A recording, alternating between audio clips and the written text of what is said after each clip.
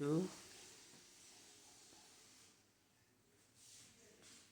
मेरे प्यारे देशवासियों, मैं डॉक्टर सुभाष सिंह, एक पेशे से प्लास्टिक सर्जन हूँ।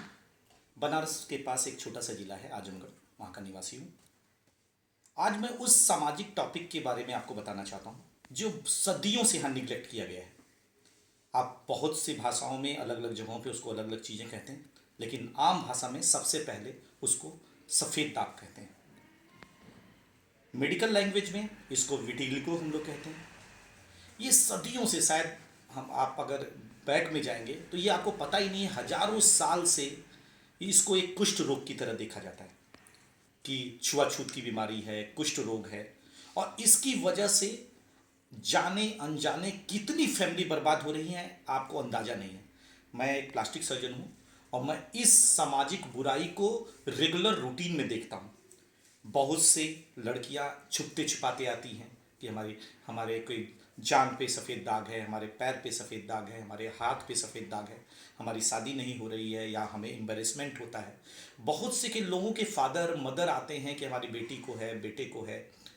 बहुत से यहाँ तक मैंने देखे हैं कि उनके घर में बेटा बेटी को नहीं है और उनको खुद को है, और वो उनके फादर मदर को है, इसलिए उसकी बिटिया या बेटे से लोग शादी नहीं करते। मैं आपको इस सामाजिक बुराई पे इसलिए आज ध्यान आकर्षित करना चाहता हूँ कि मेरे पास गिड़गिड़ाते लोगों को, गिड़गिड़ाते लड़कियों को मैंने देखा है। वो पैर पे उनके माँ बाप गिर जाते हैं कि किसी भी तरह इनको ठीक कर दीजिए। देखिए, मैं एज ए प्लास्टिक सर्जन आज इस विषय पे ये नहीं बोलना चाहता हूँ कि इसका ट्रीटमेंट क्या है। ट्रीटमेंट तो हमारे स्किन स्पेशलिस्ट जो होते हैं, भाई हैं, एमडी स्किन वाले और प्लास्टिक सर्जन, उनके पास इसके विकल्प हैं, उसके बहुत से तरीके हैं। उसमें हमारे as a plastic surgeon last resort excision and grafting है कि आप उस पर उसको छील के चमड़ी लगा दें। उसके अलावा आजकल बहुत एडवांस टेक्नोलॉजी में मेलानोसाइट ग्राफ्टिंग हो गई है, उसमें आप इंजेक्ट कर देते हैं पिगमेंटेशन को। उसके अलावा स्किन में भी उसके जो ड्रग्स हैं, दवाएं चलती हैं, उससे वो काफ़ी हद तक ठीक हो जाता है। लेकिन सवाल ये नहीं है कि वो ठीक हो सकता है या नहीं हो सकता है। ठीक तो हो सकता है अगर आप कंसल्ट करें और प्रॉपर। सवाल ये है कि इतनी इसको मानसिक मानसिक कुरीतियों की तरह क्यों देखा जा रहा है। एक लड़की को अगर एक जान पे कोई सफ़ेद दाग हो गया तो अगर उसको ना मेंटली कोई दिक्कत है, ना कोई फिजिकली दिक्कत है, ना वो किसी तरह से असक्षम नहीं है, फिर भी लोग शादी करने को तैयार नहीं है, उसका सामाजिक बहिष्कार होता है। और ये शायद कहीं ना कहीं हजारों सालों से चला आ रहा है। स्पेशली इंडिया में ये सब हजारों साल से चला आ रहा है कि ऐसे लोगों की शादियां नहीं होती। और और बहुत से लोग डर के मारे छुपाते हैं इन बातों को। जो इस सदी में, जहां हम 21वीं सदी में इंटर कर रहे हैं, उस सदी में इस तरह की बातें, जब इतनी बड़ी बड़ी कुरीतियां खत्म हो गई, बाल विवाह खत्म हो गया, पर्दा प्रथा काफ़ी हद तक खत्म हो गई, उस कुरीतियों में आज सफ़ेद दाग एक कुरीति की तरह है। मेरा ये मानना है कि सबसे पहले ये मानना शुरू न करें कि सफ़ेद दाग एक कुष्ठ रोग है। ये कुष्ठ रोग एकदम, लेप्रोसी अलग चीज़ होती है, सफ़ेद दाग एकदम अलग चीज़ होता है। कुष्ठ रोग पे बहुत सी सरकार ने जागरूकता अभियान छेड़ा। कम से कम कुष्ठ रोग में कुछ डिफॉर्मिटी होती है तो आप उसको थोड़ा, छुआछूत भी थोड़ा बहुत होता है, तो आप उसमें सरकार इतनी बहन करके अब धीरे धीरे धीरे धीरे वो खत्म हो गया। लेकिन सफ़ेद दाग में तो ऐसी कोई चीज़ ही नहीं है जिसको आप लेकर सशंकित हों या उसके घर में शादी ना करें। ये एकदम पूरी तरह सामाजिक बुराई है। यहाँ तक ये छुआछूत से भी नहीं फैलता है, ये कुष्ठ रोग नहीं है। सबसे पहले तो ये आप लोग ध्यान से हटा दें। ये सच बताइए तो मानसिक कुष्ठता की निशानी है। ये कुष्ठ रोग नहीं है, आप मानसिक रूप से कुष्ठ हैं। और धीरे धीरे इस बातों को आप जन जन तक फैलाएं, क्योंकि मैं मानता हूं कि इससे बड़ी बीमारी इस समय कोई नहीं। और आप उन परिवारों की बात सोचिए जिनके घर में इस तरह की है, वो किस तरह से इसको लेते हैं, वो किस तरह से सामाजिक रूप से बहिष्कार महसूस करते हैं, या उनके बच्चियों की शादी नहीं होती है, वो अपनी जीवन शैली में कितना उनके परिवर्तन हो जाता है, उसके दुख का आपको अंदाजा नहीं है। मैं आपके माध्यम से यही कहना चाहता हूं कि सरकार इसको नेशनल प्रोग्राम में सम्मिलित करे। जैसे आप एड्स का प्रोग्राम चलाए थे, पोलियो का अभियान चलाए थे, वैसे सफ़ेद दाग पे जागरूकता सरकार फैलाए।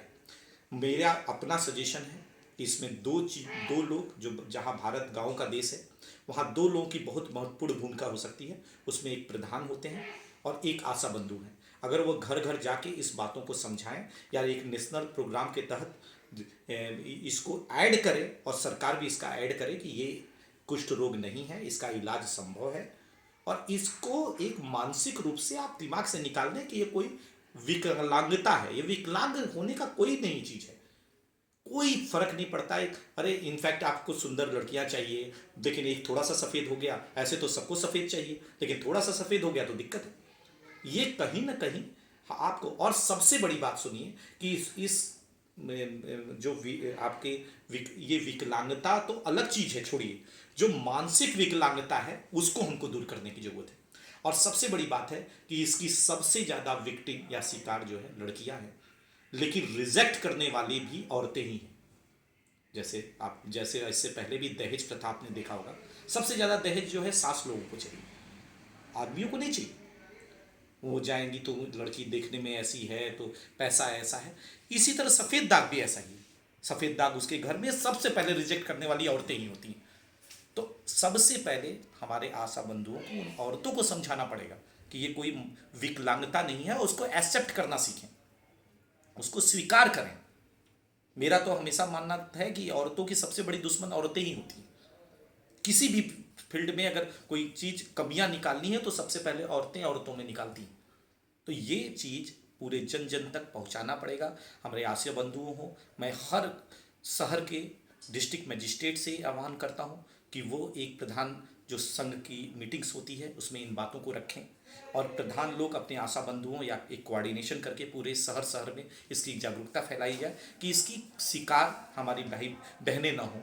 भाई भी लोग शिकार होते हैं, लड़कों की भी शादी में दिक्कत होती है, लेकिन ज़्यादा शिकार हैं फीमेल्स, इसकी ज़्यादा बड़ी विक्टिम है। तो मैं अपने इस वीडियो के माध्यम से यही पहुंचाना चाहता हूं कि ये सबसे निगलेक्टेड केस है, किसी का आज तक ध्यान नहीं गया, लेकिन ये एक ऐसी चीज़ है जो वो लड़कियां भोग रही हैं।